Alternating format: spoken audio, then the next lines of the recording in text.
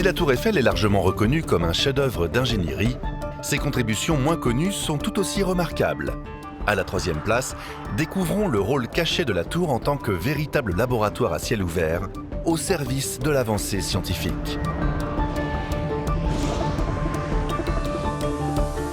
En 1886, avant même le début des travaux, Gustave Eiffel affirme que la tour sera un observatoire et un laboratoire comme la science n'en a jamais eu à sa disposition.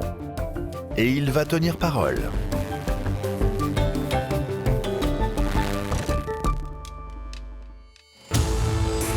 Dès son ouverture, la tour est équipée d'un laboratoire de météorologie au 3e étage.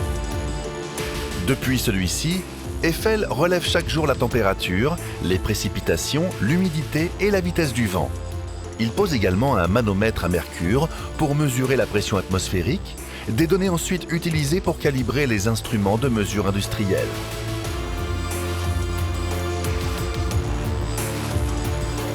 Depuis le 2e étage, Eiffel installe aussi un pendule de Foucault. Mis au point pour la première fois en 1851 par le physicien français Léon Foucault, ce pendule se compose d'un lourd poids suspendu à un très long fil, libre de se balancer dans toutes les directions.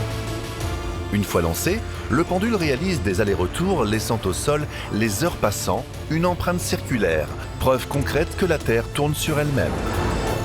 Ce changement apparent dans la direction du balancement du pendule est dû à la rotation de la Terre sous celui-ci et suit une trajectoire différente selon la latitude où il se trouve.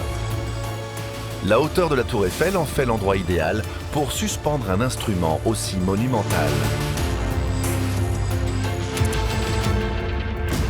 Plus tard, en 1903, c'est un laboratoire d'aérodynamique qui est installé au 2e étage. Passionné par l'aéronautique, Eiffel veut profiter de sa tour pour mener des recherches permettant de faire progresser la compréhension de l'aérodynamique et l'essor de l'aviation.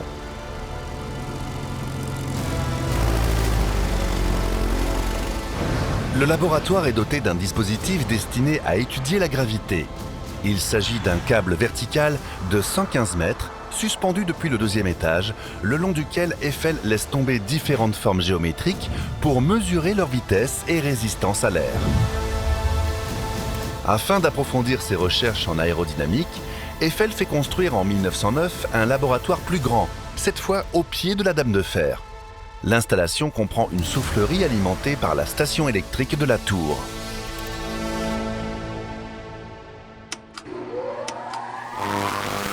Ici, plutôt que de laisser tomber des objets, Eiffel et ses ingénieurs propulsent de l'air sur des maquettes fixes, ce qui facilite les mesures et leur permet également de faire varier la vitesse du vent.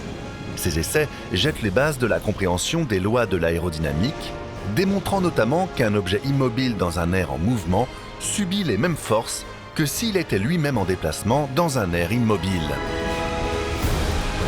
Eiffel mène également des recherches sur les profils d'ailes pour les pionniers les plus emblématiques de l'aviation, parmi lesquels les frères Wright, Louis Blériot et Henry Farman.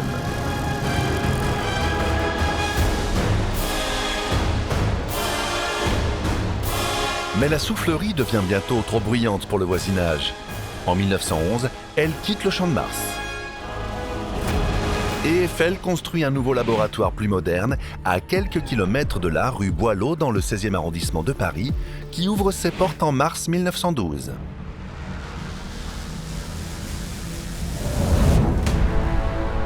Le laboratoire de la rue Boileau, qui fonctionne encore aujourd'hui, continue de mener des recherches de pointe dans des domaines allant même au-delà de l'aviation.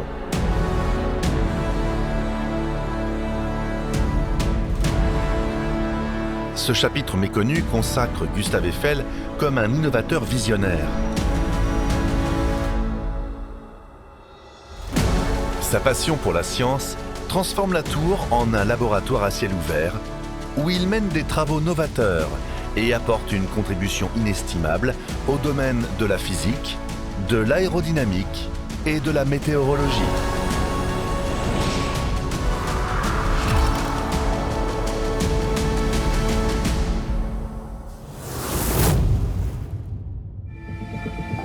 Sur Sur la deuxième marche du podium, vous allez découvrir les exploits hallucinants qu'ont tenté aventuriers et amateurs de sensations fortes sur et depuis la Tour Eiffel, même si certains ont eu des conséquences tragiques. L'un des événements les plus célèbres a lieu en 1912, lorsque le tailleur autrichien Franz Reichelt décide de tester sa dernière invention depuis la tour. Préoccupé par le nombre élevé de décès de pilotes au début de l'aviation, Reichelt est depuis longtemps obsédé par l'idée de créer une combinaison capable de sauver des vies. Son invention est une sorte de costume parachute, inspiré de l'anatomie de la chauve-souris. Le dispositif, fixé directement au bras du pilote comme des ailes et sanglé autour de l'estomac et de la poitrine, se déploie en une voile de 12 mètres carrés censée en théorie ralentir la chute du pilote en cas d'accident.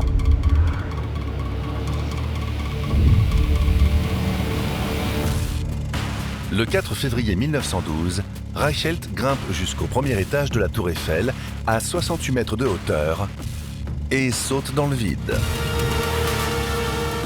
Malheureusement, le dispositif ne s'ouvre pas et l'homme s'écrase au sol.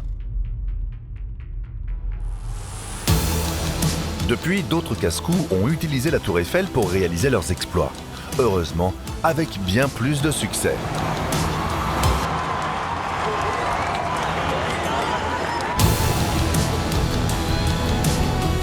En 1964, pour marquer le 75e anniversaire de la tour, 2 alpinistes escaladent sa structure en direct dans une émission de télévision.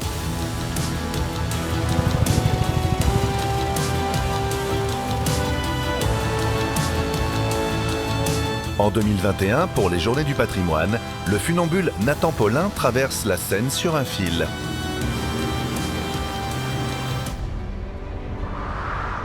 Il part du premier étage de la Tour Eiffel, à 68 mètres de hauteur, et parcourt plus de 600 mètres jusqu'au théâtre de Chaillot.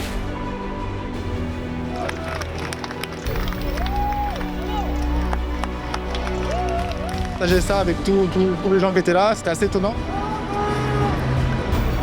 C'était un peu un rêve de partir de la Tour Eiffel, arriver sur le théâtre de Chaillot,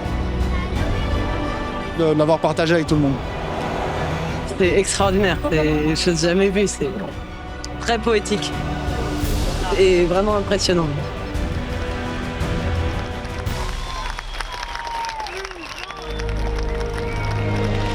Et c'est loin d'être fini. En avril 2024, c'est au tour de l'athlète française Anouk Garnier de battre le record du monde de montée de corde sous la Tour Eiffel, 110 mètres jusqu'au premier étage, en 18 minutes. Je sais pas, c'est un truc de fou en fait. J'arrive pas à croire que je viens de faire ça en fait, c'est tellement dingue.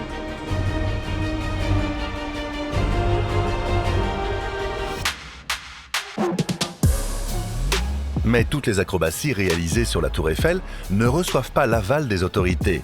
Au fil des années, plusieurs individus vont parvenir d'une manière ou d'une autre à escalader la structure la plus haute de Paris lors de coups d'éclat illégaux, souvent avec très peu voire aucune mesure de sécurité.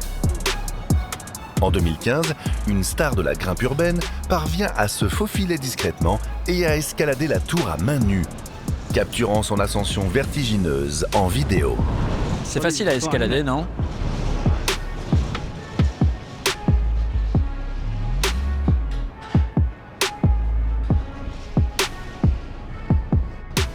Repéré, il est finalement arrêté et ramené en bas de la tour, menottes aux poignets. Au cours de l'été 2025, un autre jeune homme escalade la Tour Eiffel. Mais une fois arrivé au sommet, il va carrément sauter.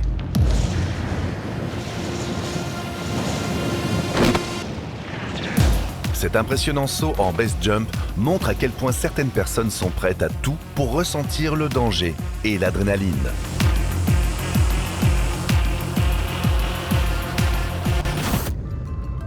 Aujourd'hui, la sécurité rend ces exploits presque impossibles. Mais les tentatives spectaculaires, parfois tragiques, restent un chapitre fascinant de la longue et légendaire histoire de la Dame de Fer.